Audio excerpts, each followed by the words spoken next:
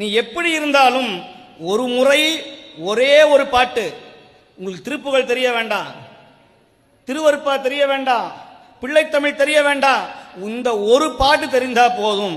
உருவாய் அருவாய் உளதாய் இலதாய் மறுவாய் மலராய் மணியாய் ஒளியாய் கருவாய் உயிராய் கதியாய் விதியாய் குருவாய் வருவாய் அருள்வாய் குகனே.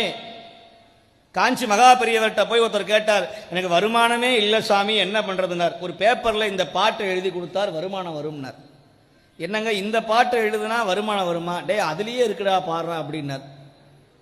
குருவாய் வருவாய், வருவாய்னா என்ன? ரெவென்யூ. ரெவென்யூ துறைக்கு பேர் என்ன? வருவாய் துறைன்னு பேரு. வருவாய் குருவாய் வருவாய் அருள்வாய் குகனே, பாடுறா, காசு அதுலயே இருக்குடா போடா அப்படின்னாராம்.